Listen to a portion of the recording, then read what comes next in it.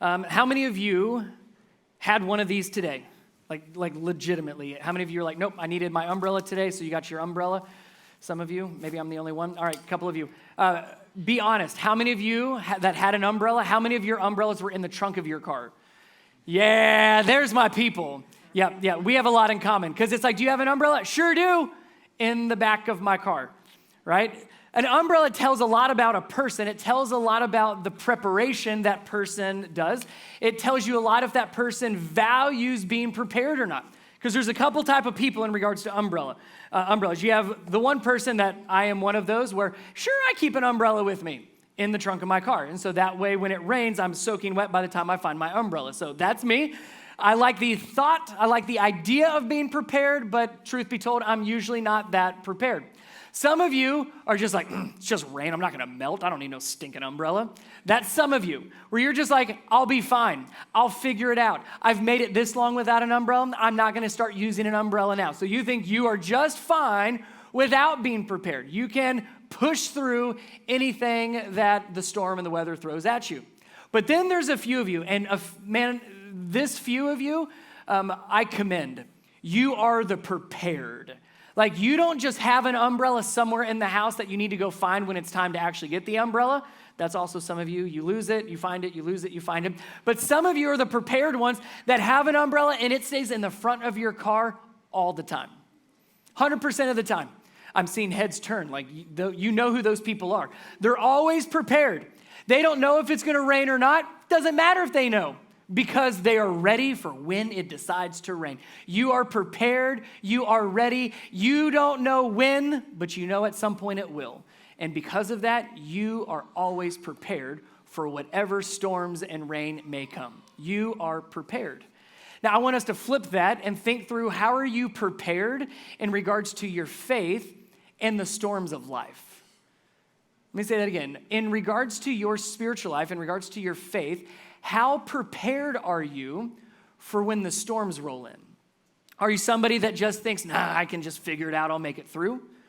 Are you somebody that has that faith that's, well, like, hang on, what was that verse that I grew up hearing as a kid, and there's stories, like, you have a faith, but it's kind of been lost at times. It's misplaced, and so, I need to go and find it for when the storm comes. What was I supposed to do? How am I supposed to handle this? You kind of have it, but you're not sure where it's at. There's some of you that like the idea of being prepared, but when it comes down to it, you feel just as lost as everybody else. What does it look like to be fully prepared all the time in regards to our faith and when those storms of life hit? Jesus speaks to this in John chapter 16, verse 33. I'll put the verses up on the screen for you on this one. John 16:33, Jesus' words, he tells his disciples and those following him, he said, I've told you all of this so you may have peace in me. Here on earth, look, you will have many trials and sorrows. You will have them. You will experience the storms. You will experience the rains. You will experience the difficulties of life. Here on earth, you will have many trials and sorrows, but look, but take heart, because I have overcome the world. That's what a prepared faith looks like. That's what it looks like to say, no matter the rain, no matter the storms, no matter the difficulties, no matter the trials, no matter the sorrows, I'm prepared because of my faith in Jesus. And the faith that I have in Jesus is full confidence. Because the things that overwhelm me, the things that overwhelm you, Jesus says here, I've already overcome it all. That's why we can have confidence in Jesus in the midst of the difficulties. That's why we can put our faith in him even in the midst of the storms. So that's the answer. So if you need to tune out, that's as good as it's going to get for the rest of our time together. There's your answer. But the disciples, the story we're going to look at today, the disciples, we see a great example of what it looks like to not be prepared. They were not prepared for the storms that were going to be thrown at them. And we see Jesus in such grace and such compassion and such love lead them to a place where I think not just for the disciples, but you and I can learn, here's what it looks like to have a faith like this, where we take heart no matter what, because we recognize that our faith is in Jesus and we have confidence that he has, as he said, he's overcome the world. So the story we're looking at is going to be in Mark chapter 4. If you have your Bibles, be there. I'd love for you to see it. In writing here, you get to see a little bit more of the context and where we're going. But in Mark chapter 4, we see Jesus and the disciples, and you're going to see the disciples not prepared physically, but also in regards to their faith for what was going to come their way. So here's how the story begins. Just know the context prior to this moment. The disciples have been following Jesus around. He's been doing miracles. He's been doing healings. He's been teaching with power and authority. So the disciples have seen Jesus do a lot of different things that are truly miraculous and supernatural. And here's where we pick it up. Mark chapter 4, verse 35. As evening came, Jesus said to his disciples, let's cross to the other side of the lake. The reason being, they were exhausted. Again, there's a huge crowd that keeps following Jesus around, and they just need to get away. They need a little bit of a break. They need to find some rest just for a little bit. So they took Jesus in the boat and started out, leaving the crowds behind. But look, although other boats followed, it's still hard to leave the crowds. Verse 37, but soon a fierce storm came up. High waves were breaking into the boat, and it began to fill with water. Now, just in this first part, you might look at that part of the story and say, the main problem is the storm. The storm is causing the waves. The storm is bringing the wind. The storm is causing water to get in the boat. And we look at the storm oftentimes, and we miss the bigger problem. So often our eyes get so fixated on the storm, the difficulties that we face, and we miss the most urgent and pressing matter. The biggest problem the disciples were facing here is not the storm. It's the fact that their boat is being filled up with water. Now, yes, the storm caused that, but it's not the storm that's the real issue. The issue is their boat is going to sink. There's a word that describes what the disciples are feeling in this moment. It's not just worry. It's not just fear. It's overwhelmed. Overwhelmed. Overwhelmed definition would be anything you cannot handle on your own. I am overwhelmed. We could say the boat literally was overwhelmed by the waves. The waves were too much for the boat to handle. The water was pouring in over the boat, so the boat was beginning to sink because it was overwhelmed. And the same could be said about the disciples. They were overwhelmed. Many of these disciples, if you pay attention to who Jesus called, many of them were fishermen. So they were not scared of storms, so to speak. They had seen their fair share of storms and bad weather. But being the best fishermen in the world that knew all things about boats and all things about sailing would not do any good when the boat begins to sink. All their wisdom, all their knowledge, all their expertise really means nothing in the midst of being overwhelmed. It was beyond what they could handle. That's the real problem. And I think that's the bigger problem what we face.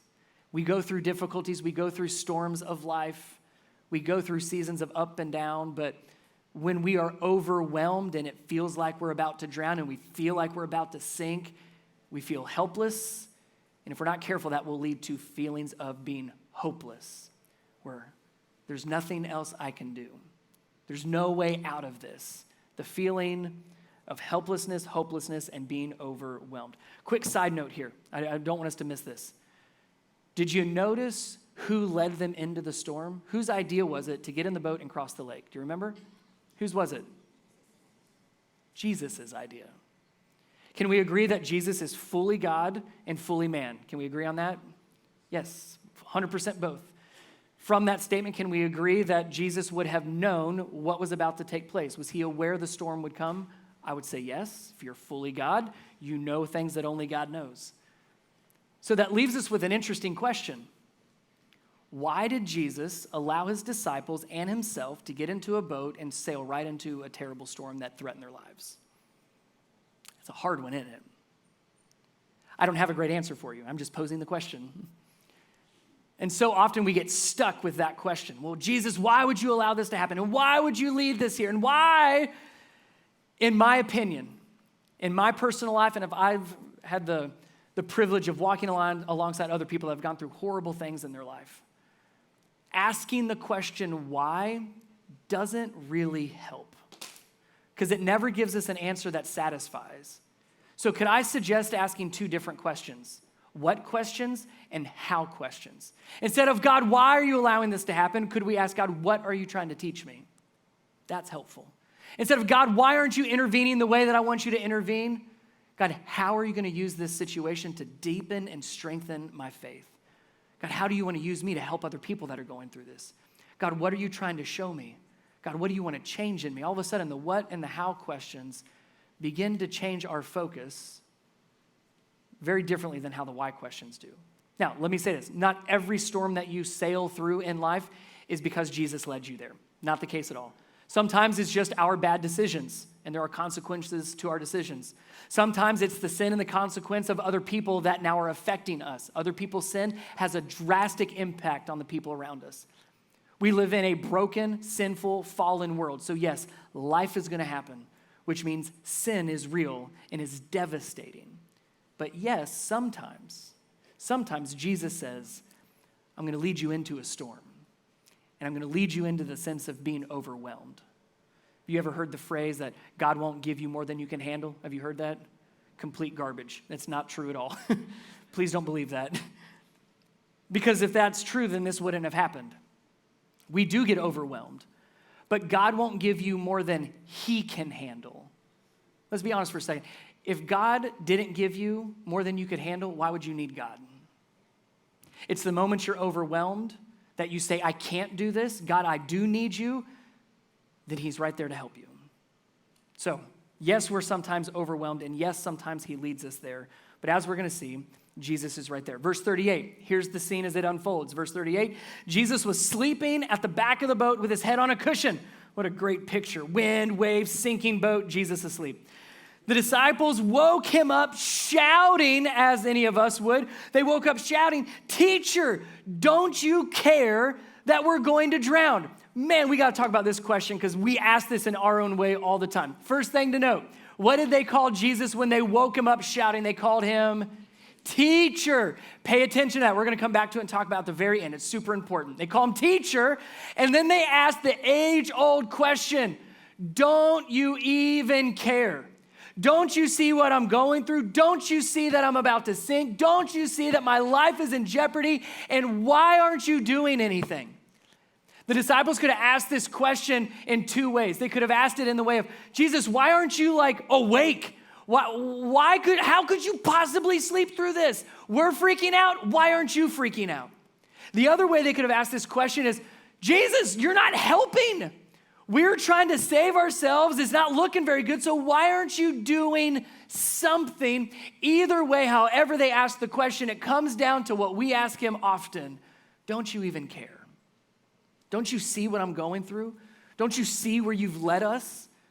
Don't you even care? Why don't you do something? Because it doesn't seem like you care at all. Let me give you 3 truths just based on what we've read so far. Let me walk you through them real quick. First one is that Jesus doesn't react to fear and worry like we do. Like we do, just like the disciples, we would be freaking out, we would be worried, we would be full of fear, we would be shouting at everybody on that boat trying to save ourselves, and Jesus is asleep with his head on a cushion in the back of the boat. It's obvious that Jesus responds and reacts to fear and worry very differently than we do. Maybe he knows something we don't. Second truth here is Jesus doesn't react to our fear and worry the way we would like him to, the way we want him to. What I mean by that is when we're all worried, we want Jesus to be worried. When we're freaking out, we want Jesus to freak out with us. And when he doesn't, we think that he just doesn't care, which is the third truth here. It's the opposite of that just because Jesus isn't worried doesn't mean he doesn't care. Just because he's not freaking out like you and me doesn't mean he's not present, doesn't mean that he doesn't love us, doesn't mean that he doesn't care, doesn't mean he's not involved. When I did student ministry before moving here to Georgia, and Becky and I, so often we'd get a teenager that walks up to us, just in tears, usually a girl, and so she comes to me and Becky, he's like, can we go somewhere and talk? And I'm like, yes, absolutely, sure. Becky! So then we'll go and talk and hey, what's going on? And through the sobs, it gets to this one word, we broke up! Now, if you're a teenager, I mean no disrespect, but we all know it happens, right? And in that moment, Yeah, I can say this, and I'm telling the truth. I'm an empathetic person, and I'm a compassionate person for the most part. But in those moments, I'm not.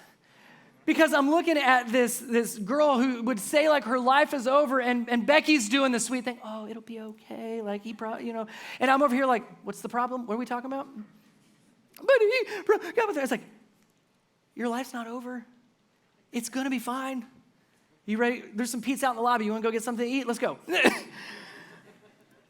And it would sound like I don't care, but I know something that she didn't know. Becky knows something that she didn't know in that moment, that it's going to be okay. So just because I wasn't a wreck when she was, just because Becky was able to keep it all together when she couldn't, doesn't mean we don't care. It means that we know something that they don't know. The same could be said true for Jesus here. He knows something the disciples don't know. So just because he's not worried doesn't mean he does not care. He responds to fear and worry very differently than we do, and sometimes we would want. So here's what Jesus does, because he does act. He does respond just differently than we might expect. Verse 39, when Jesus woke up, he rebuked the wind and said to the waves, silence, the Greek word there, I love it, it's hush. It's shh, hush, be still. And suddenly the wind stopped, and there was a great, I want you to say this word with me, there was a great calm. Now we know that Jesus said this phrase, these two words, silence or hush, be still. We know he said that specifically to the wind and the waves. It tells us that. But I wonder if Jesus didn't just say it to the wind and the waves, because he could have said that just mentally. He could have commanded the wind and the waves without saying a word. I think he said it out loud so the disciples would hear the same thing. Because couldn't that be said to us in our frantic, worried, anxious, overwhelming moments, for Jesus to look at us and say, shh, be still. Hush, shh, shh, shh, shh, shh. Be still. And if you know the Psalms, finish my sentence, be still and know that I am God. In that moment, I think Jesus was speaking not just to the wind and the waves, but to the disciples. Shh, be still and know who I am. Be still and be confident in me. Be still and recognize who you are in the presence of. Be still. Let me ask you a couple yes and no questions based on the story so far. Was Jesus with the disciples? Yes or no? Yes. Was Jesus in the same boat with the disciples? Was Jesus in the same storm as the disciples? Was Jesus worried? Was Jesus in control? Yes. When we are in the middle of those storms and we feel overwhelmed, go through that list. Is Jesus with me? Yes. Is Jesus in the same storm as me? Yes. Is Jesus in control? Is Jesus worried? No. Shh. Be still and know that I am God. From that, Jesus asked a question. This whole series, that's why we're looking at this story. We've been looking at the different questions that Jesus asked people in the Gospels and then asking ourselves those same questions. So here's the question. I love that he asked the question after the wind and the waves died down. Like, good luck having a teachable moment when everybody's freaking out. Verse 40. Then he asked them, why are you afraid? Do you still have no faith? Similar questions, they're related, but there are some differences, so we're going to look at those two questions separately. First thing, before we jump into the questions, you need to have a good understanding of what faith is. When we talk about faith, it's not just, I believe in God, right? That is an element of faith, that is part of faith, but true faith is what we read out of John 16:33, where Jesus said, but take heart, I've overcome the world. True faith is, I believe that. I believe that Jesus has overcome the world. I believe he's King of kings and Lord of lords. I believe he is ruler over all things. I believe he is sovereign. I believe he is in control. So that faith has full confidence. That faith, I'm fully persuaded. Now, do I understand all the mysteries of the gospel and of Jesus? No. Can I articulate it perfectly? No. but I am fully persuaded. I am fully confident. I am fully convinced that Jesus is who he says he is. That's faith. It's more than just a belief. That's part of it. It's also confidence. So the reason that's important is when Jesus asks these two questions, he's almost speaking to their confidence. Why are you afraid? Fear is nothing but something that takes away your confidence. So if you were to say, I have faith in Jesus and I am fully confident in him, and then there's fear, I'm not so confident anymore. I don't know if I really believe that. I thought that, but now that I'm in the middle of the storm, I'm not so sure anymore. My 6-year-old, my daughter, Collins, she climbed a rock wall for the very first time yesterday, about 4 feet up. She did great. It was a much taller rock wall, but she made it about 4 feet. And she was super excited. She's the one that wanted to. The boys were doing it. She's like, I want to do that. And this probably wasn't the best parenting moment, but I was like, are you sure? Because I don't want to waste my money on this. And I'm human. Because I'm like, there's no way she's going to climb this thing. And she's like, no, I can do it. I want to do it. And I'm like, okay, let's do it. And so we're coaching her through it. Like she's getting all the harnesses. And I'm like, no, remember, like that harness is going to hold on to you. And there's the guy right here is holding the rope. And that rope is super secure. Like, look, the boys, they're way up there. Like, you're going to be fine. You're going to do great. Just keep going. Like that was my coaching to her. So she comes up to the wall and she starts getting the handholds and starts going up. And she's doing great. I mean, she's just moving. And then she gets to about that 4-foot mark and she stops. She does one of these. She looks back at me and Becky, and then she looks down, and that face that was full of confidence doesn't have any confidence anymore. And I said, Collins, you're okay. Remember, the rope has got you. You're not going anywhere. Just go up with one more hand. There's a handhold right there. And I tried to coach her and help her with that confidence and convince her, but she wasn't going to budge. I was like, do you want to come down? Okay. So then she comes back down. She was so proud, though. She had this big grin, like, you did it, 4 feet high, but you did it. I'm really proud of you. You did something new. You tried something hard. I was super, super proud of her. But I see my faith in her at times. Jesus, I love you with all my heart. I have full confidence in you. I have full faith in you. Wherever you lead, I'll go. Then I get 4 feet up. Ooh, now I have to actually rely on you? Now that confidence that I talked about, I actually have to put into practice? Oh, it's a different story. Faith is full confidence, even when you don't fully understand. So Jesus wants to know, what has limited your confidence? You've stated it before. What's changed? Then the second part of the question, do you still have no faith? Keyword there is still. Again, the disciples had been with Jesus for a while at this point. They had seen him do so many different amazing, miraculous things and to speak with power and authority. And he's like, guys, how are you still not convinced? How are you still not fully persuaded? You've seen all of this, and now that we put it to the test, where's it at? So I'm going to take both of those questions and throw them into one, and it's the question I think he was getting at with the disciples, and it's the question I want us to answer today. Here it is. Do you trust me? Do you trust me? Not just do you trust me today in this room, do you trust me when you're up on the rock wall? Do you trust me when you're in the middle of the storm? Do you trust me when you're being overwhelmed? Do you trust me when it feels like you're about to sink? What if Jesus asked you that question? Do you trust me? Now, before you answer that question, honestly, we need to look at verse 41. We'll end here. Verse 41, the disciples were absolutely terrified. I kind of love that they were scared because of the storm. They were scared because the boat was going down, and now they're more terrified because of what they just saw, what they saw Jesus do. Kind of funny. They were absolutely terrified, and look at what they remark. Who is this man, they asked each other, that even the wind and the waves obey him? Before you answer the question, do I trust Jesus? You need to first recognize, what do I believe about Jesus? Because that's going to impact how you trust him. What you believe about Jesus, or who you believe Jesus to be, will absolutely determine the amount of confidence that you place in him. Remember what they called Jesus earlier when they woke him up shouting? What'd they call him? Teacher. No disrespect to the teachers in the room. My wife's a teacher at a preschool. My mom's a retired teacher. My sister's a teacher. Love teachers. But if I'm on a boat in the middle of the storm, and my boat is filling up with water and I'm starting to sink, no offense, I don't want a bunch of teachers with me, right? I don't feel like they're going to do much good in helping that situation. They are helpful in so many other ways, but I don't feel like a teacher is who I would look to save me from a sinking ship. So no wonder the disciples were still scared in the middle of the storm. They only knew Jesus as teacher. Teacher, you teach us great things, but there's no way you can save us from this storm. Teacher, you teach us great, amazing new things, but there's no way you can save us from drowning. To the point of them asking themselves, who is this man?